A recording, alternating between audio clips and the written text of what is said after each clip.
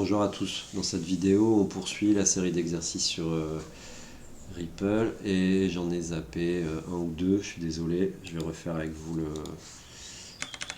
le dernier que vous voyez ce qu'il faut faire. Donc draft, je pense que j'ai zappé ces trois là, je vais les refaire rapidement. Je vais vous montrer le principe. Donc étant donné une liste, affichez le nombre d'éléments qui sont supérieurs à leurs deux voisins, de gauche et de droite. Donc le principe quand même c'est de relever un voisin de gauche, un élément et un voisin de droite. Si je veux pouvoir regarder l'indice i-1, il faut que je fasse commencer mon itération à 1. Si je veux pouvoir regarder l'indice i plus 1, il faut que je m'arrête avant la longueur de... Enfin, 2 crans avant la longueur de la liste. Pardon. Donc on commence par récupérer la liste et on la split, on crée un compteur, on itère là-dedans, on récupère les éléments. Si mes deux conditions sont remplies, à savoir l'élément gauche est plus petit que l'élément et l'élément droite aussi est plus petit que l'élément, donc il est plus grand que ses deux voisins, lui, il est plus grand que ça et il est plus grand que ça, j'augmente le compteur de 1 et je l'affiche. Je pense que c'est moins pédagogique sous ce format-là, mais j'ai pas le courage de refaire, vu que c'est au moins la 5e fois que j'oublie d'enregistrer. Là, ça va commencer à me saouler un peu. Donc, désolé. Étant donné une liste d'éléments rangés par ordre croissant, affichez le nombre d'éléments distincts. Bon, donc là, c'est un peu tordu, mais notre compteur d'éléments distincts, il n'augmente que si la valeur est supérieure à la valeur précédente. Pourquoi? Parce qu'on sait que la liste est rangée par ordre croissant. Alors, si elle n'était pas rangée par ordre croissant, ça ne changerait rien. Il suffirait de mettre différent ici. Mais comme elle est rangée par ordre croissant, on exploite la consigne au maximum. Et puis on doit bien itérer à partir de 1, sinon ça marche pas. Donc le compteur il n'augmente que si une valeur est supérieure au précédent. Et sinon c'est à peu près le même principe d'aller regarder ce qu'on a dans l'élément précédent. Voilà, le dernier que j'avais oublié, c'est celui-là. Ah ben non. C'est insupportable de ne pas pouvoir passer à l'exercice suivant alors qu'ils sont rangés en liste, quoi. Mais bon, c'est pas grave. Étant donné une liste, affichez le premier élément maximal et son indice, en commençant l'indice 0. Ok. Donc ma liste c'est ma saisie, que je split, les espaces, le premier élément maximal. Bon. Donc la position du maximum, ça va être 0. La valeur du maximum, ça va être moins 1, vu que tous mes éléments... Ah, c'est une liste, bon, c'est pas le signe. Ça va être int L0, a priori c'est ça. Donc c'est le premier élément. Donc pour un indice dans...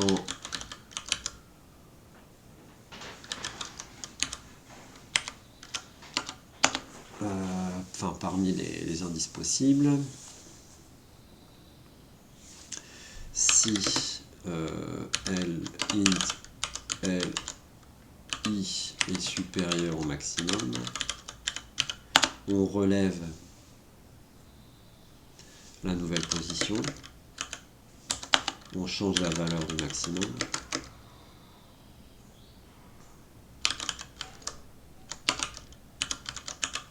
voilà. Bon, j'aurais pu appeler ça valeur, ça on aurait un peu de l'appeler deux fois. Bon, je crois qu'on n'a rien d'autre à faire là-dedans, et on doit afficher le premier élément. Donc on doit afficher maximum et la position avec un séparateur qui est l'espace.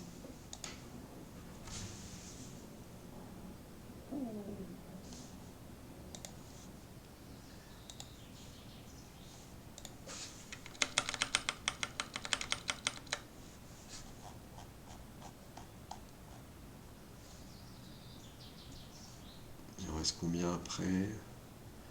Bon, allez, j'en fais encore un et puis il me restera 4 dans la série pour la vidéo suivante. Étant donné une liste.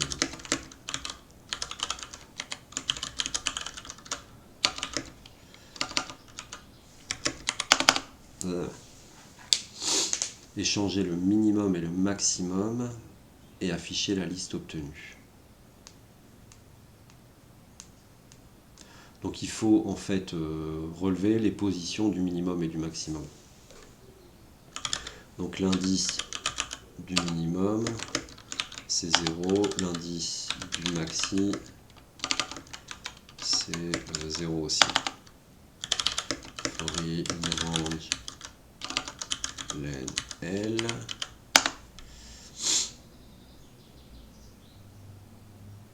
Bon, je vais quand même vous montrer un moyen un peu plus propre d'énumérer en Python.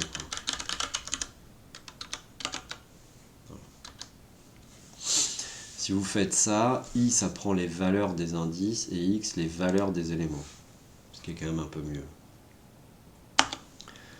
Donc si l'entier X, l'entier, est supérieur à L, à int de L de l'indice max,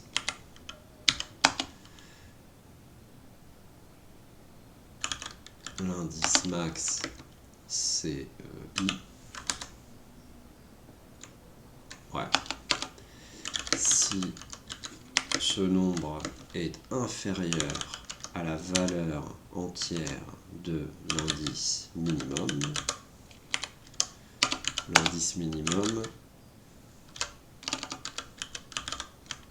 c'est I. Et maintenant on doit échanger. Donc on a une variable temporaire qui est L d'indice min. Dans L d'indice min, on met indice max. Dans L d'indice max, on met Z. On met Z. Et ça fait un échange. Et ça marche pas. Ouais, parce que j'ai rien imprimé. Et ensuite, j'aimerais bien le faire avec une seule boucle, mais je vois pas comment. Je vois pas comment.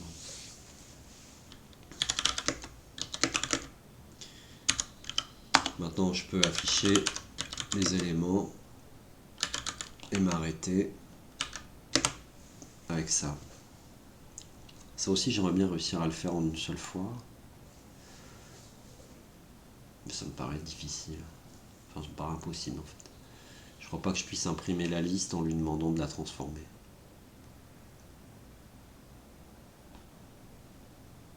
Enfin, si, mais je pourrais. Mais ce serait beaucoup de boulot. Ah, qu'est-ce qui va pas? Alors. Ah oui, non, c'est L.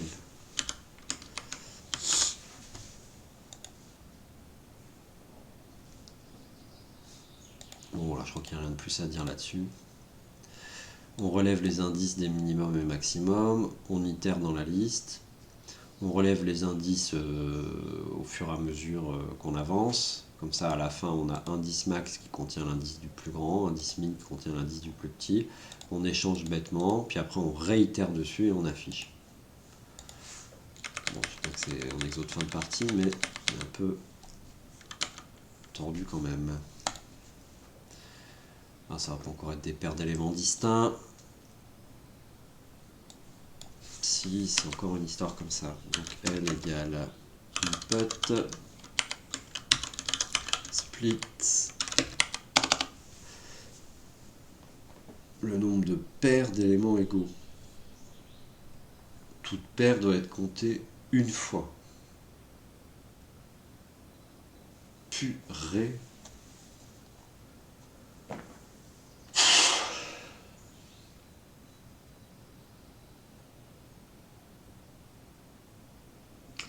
Ouais. Comment se fait-il qu'on puisse former 10 paires avec ça? Eh bien, parce que le 1, il est égal à celui-là, à celui-là, celui-là, celui-là. Donc je suis déjà à 4. Ensuite, lui, il est égal à ça, ça, ça. 4 plus 3. Ensuite, lui, il est égal à ça, ça. Donc on était à 4 plus 3 plus 2, donc 9 maintenant. Et ensuite, lui, il est égal à ça. Plus 1, ça fait 10. Bon. Vous avez bien remarqué que pour chaque élément, j'ai regardé ce qui restait. Donc il faut faire un truc comme ça. For x in... il faut que je sache où je suis.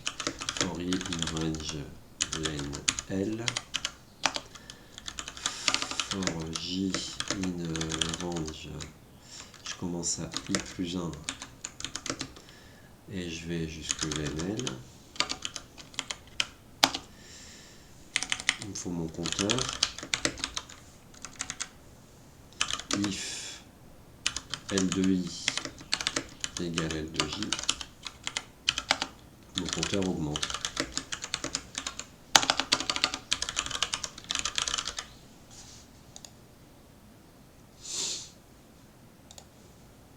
Voilà, j'espère que c'est clair.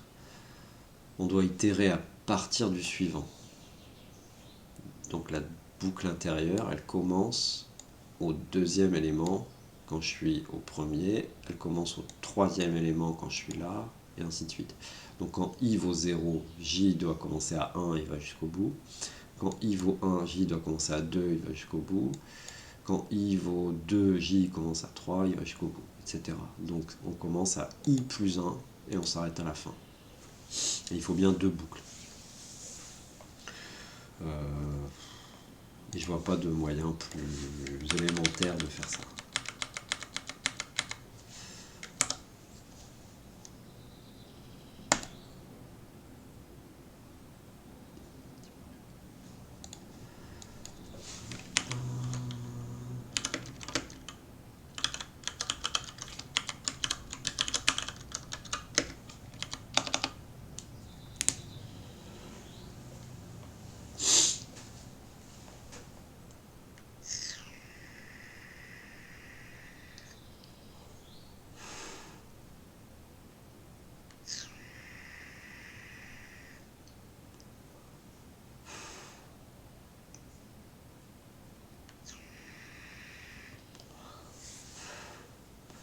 Étant donné une liste, afficher les éléments qui n'apparaissent qu'une fois dans l'ordre dans lequel ils sont apparus.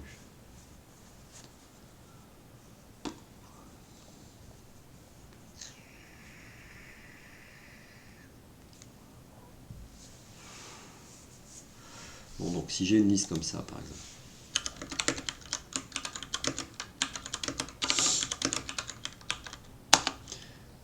et que je fais l.count 1. Ok. Donc, for x in L, if l.count x égale 1, c'est qu'il apparaît une fois. Bah, j'ai qu'à l'afficher. Et je pense que c'est tout. Si je veux compter le nombre d'éléments à la main, je dois reparcourir toute la boucle avec un compteur. Ok ? Voilà, on s'arrête là dans cette vidéo. Je vous dis à bientôt.